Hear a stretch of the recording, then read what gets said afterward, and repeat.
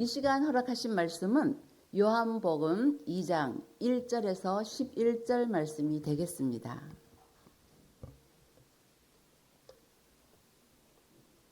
제가 봉독합니다. 사흘 되던 날에 갈릴리 가나에 혼인이 있어 예수의 어머니도 거기 있고 예수와 그 제자들도 혼인의 청함을 받았더니 포도주가 모자란지라. 예수의 어머니가 예수에게 이르되 저희에게 포도주가 없다 하니 예수께서 가라사대 여자여 나와 무슨 상관이 있나이까. 내 때가 아직 이르지 못하였나이다. 그 어머니가 하인들에게 이르되 너희에게 무슨 말씀을 하시든지 그대로 하라 하니라. 거기 유대인의 결례를 따라 두세 통 드는 돌 항아리 6이 놓였는지라. 예수께서 저에게 이르시되 항아리에 물을 채우라 하신즉 아구까지 채우니 이제는 떠서 연회장에게 갖다 주라 하심에 갖다 주었더니 연회장은 물로 된 포도주를 맛보고 어디서 났는지 알지 못하되 물 떠온 하인들은 알더라. 연회장이 신랑을 불러 말하되 사람마다 먼저 좋은 포도주를 내고 취한 후에 낮은 것을 내거늘 그대는 지금까지 좋은 포도주를 두었도다 하니라. 예수께서 이 처음 표적을 갈릴리 가나에서 행하여 그 영광을 나타내심에 제자들이 그를 믿으니라. 아멘. 봉독해드린 요한복음 2장 1절에서 11절 말씀을 중심으로 결례의 돌 항아리 포도주라는 말씀으로 증거를 하겠습니다. 여기 결자가요, 한문으로는 깨끗할 결입니다. 뜻은 깨끗이 하다, 품행이 바르다, 또 몸을 닦다라는 뜻이 있는데요. 즉 결례란 마음을 깨끗이 하고 정결케 하는 의식을 말합니다.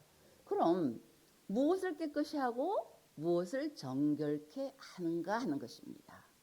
레위기 12장 1절에서 5절에 보시면은 여인이 아들을 낳으면은 그 출산할 때 산혈이 33일이 지나야지 깨끗해진다고 했습니다. 그래서 33일째가 되는 날 이제 결례 돌 항아리에다가 물을 붓고 그리고 그 물로 깨끗이 몸을 씻고 난 다음에 이제 아기를 데리고 성전에 올라가서 제사를 드릴 수가 있었습니다.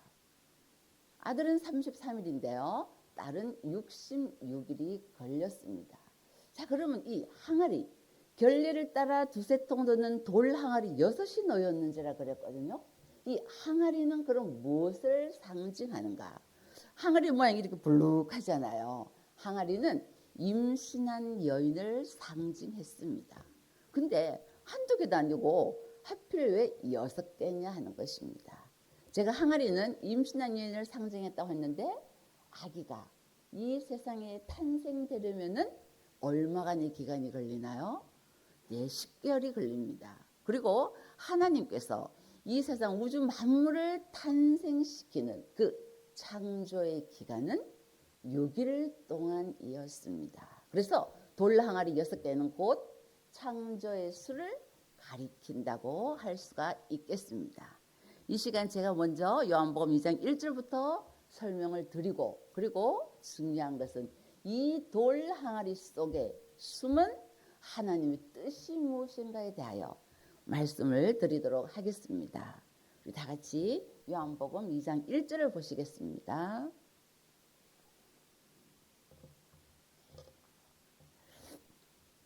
사흘 되던 날에 갈릴리 가나에 혼인이 있어 예수의 어머니도 거기 계시고 예수와 그 제자들도 혼인의 청함을 받았더니 한 것을 보니까 이미 예수님 어머니도 계시고 예수님과 제자들도 함께 가신 것을 보니까 예수님 어머니의 친척집 결혼식인 듯 합니다. 그런데요, 3절에 보시면은 포도주가 모자란지라 그랬습니다. 그래서 예수의 어머니가 예수에게 이르되 저희에게 포도주가 없다 하니 예수께서 가라사대 여자여 나와 무슨 상관이 있나이까 했습니다. 저도 여러분들도 우리가 결혼식에 초대받아 많이 가잖아요. 근데 거기 간 손님이 하객이 이 잔치의 음식이 뭐 부족할까? 그런 거 걱정하시나요? 안 하죠. 그거 해결할 사람 누구예요? 주인이죠. 그렇죠. 근데 초청받아간 예수님에게 왜 이런 말씀을 하시느냐 하는 것입니다. 그래서 예수님이 그렇게 말하니까 여자요 나와 무슨 상관이 있나이까 하셨는데요. 이 말은 나와 아무 상관없는 이 잔치에 왜 포도주가 있느니 없느니 어머니 왜 그런 말씀을 하십니까? 그런 뜻입니다. 그리고 이제 중요한 말씀 뒤에 말씀입니다. 3절에 무슨 상관이 있나이까 하시고 내 때가 아직 이르지 못하였나이다. 이게 아주 중요한 말씀입니다. 내 때, 곧 예수의 때. 우리 예수님의 때는요. 예수님이 가장 성공한 때. 예수님이 하나님의 말씀을 최고로 하나님의 말씀, 하나님의 영광을 최고로 드러낸 때가 곧 예수의 때인데 그 예수의 때가 되면 내 때가 아직 이르지 못하였나이다. 이 말은 영적으로 내 때가 되면 이런 포도주, 이런 가나잔치를 말하는 것이 아니라 영적으로 내 때가 되면은 독에 물이 가득 차도록 하겠습니다 하는 뜻입니다. 그래서 이 가나 혼인 잔치는요 예수님이 처음 기사이적을 베푼 일이었지만은 앞으로 예수 때에 되어질 일을 그림자적으로 보여주었다는데 큰 의미가 있겠습니다. 그리고 5절에요. 그 어머니가 하인들에게 이르되 너희에게 무슨 말씀을 하시든지 그대로 하라 하니라 했습니다. 어머니가 상당히 지혜도 있으시고 성품도 굉장히 꿋꿋하신 것 같습니다. 그래서 예수님이 이제 하인들에게 독에다가 물을 채워라 했고 하인들은 아구까지 물을 채웠어요. 그러자 이제 예수님께서 떠서 연회장에게 갖다 주라 하셨고 갖다 주었는데 연회장은 보통 결혼식에는 처음에는 좋은 것이 나오다가 나중에는 취한 후에는 낮은 것이 나오는데 이 집은 그래도 지금까지 좋은 것을 두었도다 하고 즐거운 잔치가 이어졌습니다. 그리고 11절에 예수께서 이 처음 표적을 갈릴리 가나에서 행하여 그 영광을 나타내심에 제자들이 그를 믿으리라 했습니다. 나와 무슨 상관이 있느냐 말씀은 그렇게 하셨지만은 우리 예수님은 지금 포도주를 만드셨습니다. 만약 이때가요 예수의 때라면 남의 혼인잔치에 예수의 때로 나타낼 게 뭐가 있겠습니까? 그렇잖아요. 아직 내 때가 이르지 아니하셨다 말씀은 그렇게 하셨습니다만은 예수님께서 이렇게 포도주를 만드신 것은 이 가나 혼인잔치 때는 예수님 때가 아니었어도 예수의 때가 되면 물이 변하여 포도주가 될 것이라는 것을 그런 뜻으로 하신 말씀이라는 것을 깨닫기를 원합니다. 그 포도주는 정말 기가 막히게 맛있겠죠. 예수님 만드신 포도주. 그런데 성경에는요. 너희는 포도주를 사라 했습니다. 우리 이사야서 55장 1절에서 2절 말씀을 보시겠습니다. 네, 이사야서 55장 1절에 보시면은 너희 목마른 자들아 물로 나아오라. 돈 없는 자도 오라. 너희는 와서 사 먹되 돈 없이 값 없이 와서 포도주와 젖을 사라. 너희가 어찌하여 양식 아닌 것을 위하여 은을 달아주며 배부르게 못할 것을 위하여 수고하느냐. 나를 청종하라. 그리하면 너희가 좋은 것을 먹을 것이며 너희 마음이 기름진 것으로 즐거움을 얻으리라 했습니다. 여러분 세상에서요 돈을 주고 살 수 있는 것은 아무리 그게 뭐 비싸고 한정판이라고 해도 귀한 것은 아닙니다. 돈 없이 값 없이 살 수 있는 것은요 그 포도주를 가지고 있는 주인만이 살 수가 있는 것입니다. 그런데 그런 포도주를 사라 그랬어요. 그러니까 이 포도주는 굉장히 좋은 것일 겁니다. 어떻게 하느냐? 그 2절 말씀에 뭐라고 그랬어요? 마음에 기름진 것으로 즐거움을 얻게 되기 때문입니다. 이 포도주가 어떤 포도주이길래 마시면은 그렇게 마음까지 기름진다는 것입니다. 마음이 기름진다는 것은요, 우리가 그냥 순간 기쁨이 아니라 내가 평생 갈망하고 소망하던 그 소원이 딱 이루어졌을 때 마음이 기름진 기쁨을 얻을 수가 있는데요. 이 포도주는 그런 포도주라는 것입니다. 그래서 너희는 값없이 와서 먹어라 하셨는데요. 자, 이 포도주는 바로 실제 포도주가 아니라 마음을 기쁘고 즐겁게 하는 하나님의 말씀을 포도주로 비유한 것입니다. 그래서 말씀하시기를 요한복음 15장 1절에 이런 말씀을 하셨습니다. 나는 참 포도나무요 그랬습니다. 그럼 이 마음을 기름지게 하는 이 포도주는 반드시 어떤 포도로 만들어야 되겠습니까? 맞습니다. 예수 포도로 만든 포도주여야만이 이 모든 것을 흡족하게 시키는 포도주가 될 것입니다. 그래서 예수님께서 나와 무슨 상관이 있느냐 하시고 결례의 돌 항아리에 물을 붓고 포도주 만드신 것은 앞으로 있을 이 예수 포도주, 영적인 포도주는 인간의 죄를 그 돌 항아리에 몸을 씻으면 정결케 된다고 했잖아요. 우리의 죄가 정결케 된다는 뜻이 되겠습니다. 그런데 누가복음 22장 19절에 보시면은 이런 말씀이 있습니다.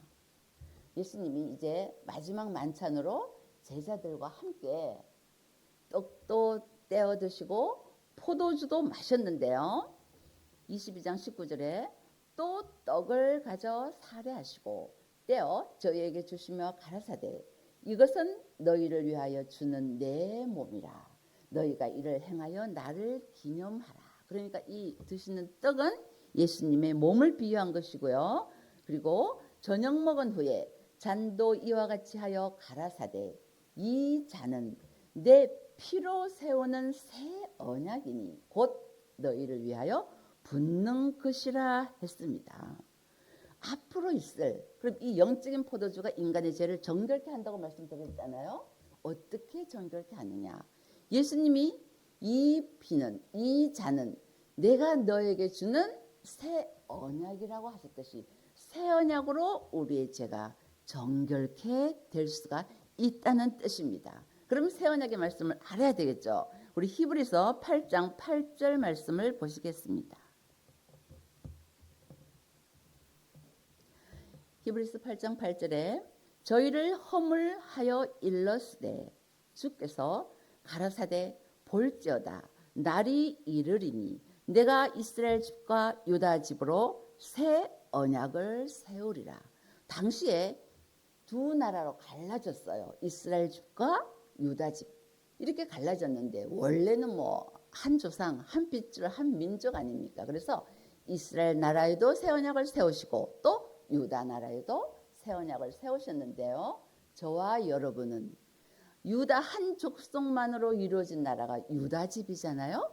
그 유다 족속에게서 예수님이 탄생하셨고 우리는 그 예수님을 믿고 있는 것입니다. 자, 이렇게 두 집에 새 언약을 세우셨고요. 9절에 보시면은 또 주께서 가라사대 내가 저희 열조들의 손을 잡고 애굽 땅에서 인도하여 내던 날에 저희와 세운 언약과 같지 아니하도다.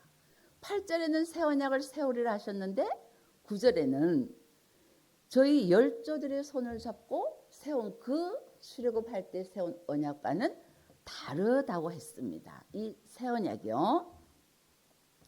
그런데 이 열조들의 손을 잡고 세운 그 첫 언약은 그렇다면 다르다는 것은요. 자, 하나님께서 이스라엘 백성들에게 그렇게 종살이 하고 있는 애굽에서 백성들에게 내가 저 가나안 땅으로 너희들 인도하여서 거기서 행복하게 살게 해줄 것이다 하고 이제 막 모세를 통해서 기사도 보여주시죠. 이적이 막 나타나니까 이스라엘 백성들은 믿고 따라 나왔습니다. 그런데 그때 모세 두 돌판에 십계명을 주셨는데 그 언약과 새 언약은 같지 아니하도다. 다르다는 거예요. 그럼 뭐예요? 지금 새 언약은 새로 생긴 새로 세운 언약이잖아요. 근데 첫 언약과 다르다는 것은 첫 언약은 이루어지지 않았습니다. 이게 하나님의 모략이었습니다. 왜냐하면 장정만 200만 명, 그리고 부녀자, 어린아이들, 노인들 다 빼도 장정만 200만 명인데 지도자 모세도 못 들어갔고요. 가나안 땅에 딱 두 사람 여호수아 갈렙만 들어갔잖아요. 다 모래사장이 죽었습니다. 그때 모세가 받은 십계명 율법은 인간이라면 지킬 수가 없었어요. 제가 예를 하나 들어볼까요? 자, 예쁜 여자를 보고 마음에 음욕을 품은 자마다 간음하였느니라 했습니다. 그럼 거기서 끝나면 그 죄만 받으면 되는데 간음한 자는 도적질도 하였느니라. 도적질한 자는 살인까지 하였느니라. 이렇게 범법함을 인하여 더하는 법이 곧 율법이었단 말입니다. 그러니 이러한 법을 인간이라면 어떻게 그것을 안 지을 수가 없죠. 죄를. 그래서 인간이라면 지킬 수가 없었습니다. 다 죽었어요. 그런데 하나님 보시기에는요, 이유가 있었어요. 자, 히브리서 8장 9절에 보시면은 뒤편에 저희는 내 언약 안에 머물러 있지 아니하므로 내가 저희를 돌아보지 아니하였노라 그랬습니다. 당시 이스라엘 백성들은요, 출애굽해서 가나안을 향하여 겉으로는 갔어요. 근데 그들의 마음은 430년 동안 애굽에 살았잖아요. 그 400년 동안 대대로 살던 그 애굽을 마치 조상의 땅 같이 그리워하고, 그래도 그때 생고생 종살이는 했지만 이 광야보다는 낫지 하고 애굽을 그리워했다는 것입니다. 그리고 또 하나님이 가장 싫어하시는 게 우상을 섬기는 거잖아요. 그들은 이 애굽에서 애굽의 우상을 섬기는 데 진심이었어요. 아주 아예 몸에 배었어요.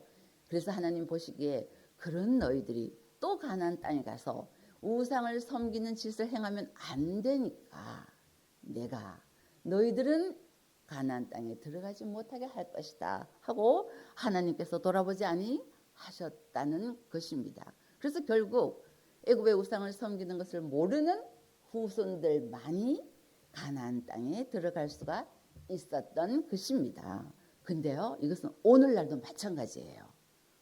하나님께서 내 언약 안에 머물러 있지 아니한 자들은 지금 가나안 땅에 들어가지 못했잖아요. 우리가 지금 다 같이 이러고요, 말씀도 따라가고 하고 있는데 하나님 언약 안, 하나님 마음 안에 있는 것이거든요. 마음 안에 있어야 된다는 것입니다. 하나님 마음 안에 있는 자는 어떤 언약을 지키는 자? 맞습니다. 새 언약을 지키는 자가 되어야지 우리가 영적인 가나안 땅에 갈 수가 있습니다. 근데요, 교회를 돌아보면은 다 지금 뭘 지키라 하고 있는가 하면은 모세의 십계명을 지키라고 하고 있습니다. 그 모세의 십계명은요, 에베소서 2장 16절에 보시면은 예수의 십자가로 의문에 속한 계명의 율법을 완전히 폐지시켰다고. 그럼 2000년 전에 폐지시켰는데 그 2000년 전에 폐지된 법을 아직까지도 지켜라 하고 있으니 되겠습니까? 안 되죠. 근데 그 언약과 이 새 언약은 다르다고 분명히 말씀하셨다는 것을 알 수가 있습니다. 그리고 이 새 언약은 지금 히브리서에 기록이 되어 있지만은 여기만 나온 게 아니에요. 이미 구약 성경 예레미야 31장 31절 32절에도 토시 하나 안 털리고 똑같이 기록되어 있는데요. 다만 뒷부분에 32절에 내가 그들의 남편이 되었어도 그들이 내 언약을 파하였음이니라 했습니다. 먼저 이스라엘 백성들이 하나님을 배신했어요. 하나님이 출애굽시킬 때 어땠습니까? 먹여주고 입혀주고 불기둥 구름기둥으로 정말 머리털 하나 옷 하나 해지지 않도록 돌봐주셨건만 그렇게 남편 같이 돌봐주셨는데도 이스라엘 백성들이 먼저 언약을 파했기 때문에 하나님께서는 내가 돌아보지 아니한다. 그리고 그때 세운 언약과 새 언약은 다르다라는 것은 새 언약은 반드시 이루어진다는 말씀이 되겠습니다. 그리고 히브리서 8장 10절에 보시면은요. 또 주께서 가라사대 그날 후에 내가 이스라엘 집으로 세울 언약이 이것이니 내 법을 저희 생각에 두고 저희 마음에 이것을 기록하리라. 하나님의 법을요. 십계명은 두 돌판에 새겼잖아요. 근데 돌판도 아니고 어디 책이나 그런 문사도 아니고 하나님 법을 내 생각, 내 마음에 두신다. 이거는요. 진짜 하나님의 긍휼의 은혜요. 사랑입니다. 내 마음속에 법이 있으니까요. 내 생각에 이게 법이다 하면 법이고 법이 아니다 하면 아닌 거예요. 제가 예를 한번 들어볼까요? 로마서 8장 1절에서 2절에 보시면은 그리스도 예수 안에 있는 자는 결코 정죄함이 없다 했습니다. 안에 있는데 예수 안에 있는데 죄인으로 정할 수가 없다는 거예요. 그 이유는 그리스도 예수 안에 있는 생명의 성령의 법이 죄와 사망의 법에서 우리를 해방하였기 때문이다. 고로 나는 죄인이 아니다. 말씀을 깨닫고 죄인이 아니다 하면 죄인이 아닌 거예요. 그러니 이 새 언약 생각에 두고 마음에 두는 것은 정말 큰 은혜입니다. 또다시 문사했다면 우리가 어떻게 지킬 수가 있겠습니까? 그래서요. 우리의 생각, 우리의 마음 이 자체가 바로 하나님입니다.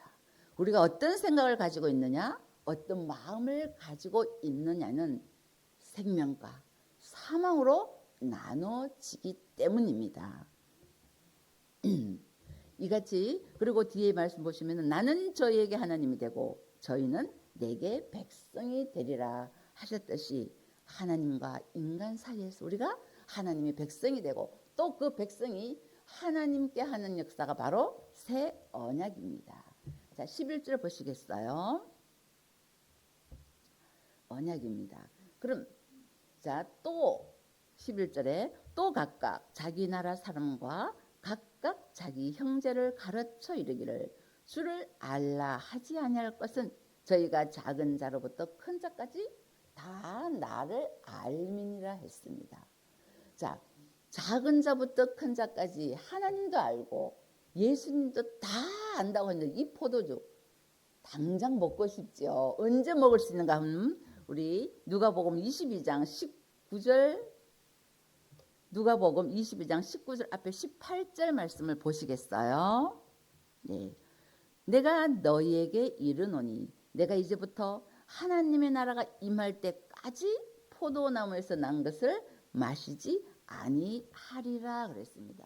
하나님 그 포도주는 기가 막힌 그 포도주는 하나님 나라가 임할 때 되어서야 먹을 수가 있는 것입니다. 그럼 이 말을 다시 한번 말씀드리면 하나님 나라가 임하면 무슨 포도주를 먹어야 돼요?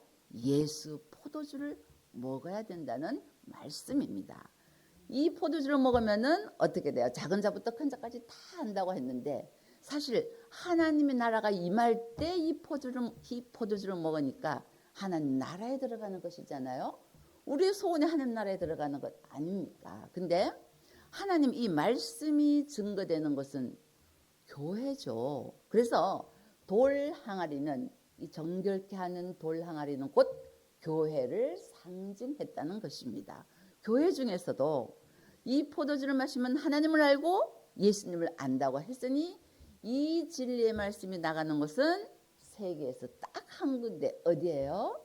세강 중앙교회 뿐이죠. 그래서 우리 교회가 바로 돌 항아리와 같은 교회라는 것입니다.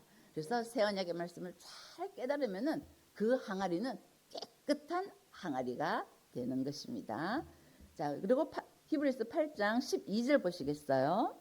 내가 저희 불의를 긍휼히 여기고 저희 죄를 다시 기억하지 아니하리라. 긍휼히 불쌍히 여기고 다시 죄를 기억하지 않니, 이것이 바로 정결케 하는 거잖아요. 그래서 새 언약의 말씀은 이렇게 우리를 깨끗하게 만들 수가 있습니다. 그리고 마지막에 8장 13절에 새 언약이라 말씀하셨음에 첫 것은 낡아지게 하는 것이니 낡아지고 쇠하는 것은 없어져 가는 것이니라 했습니다.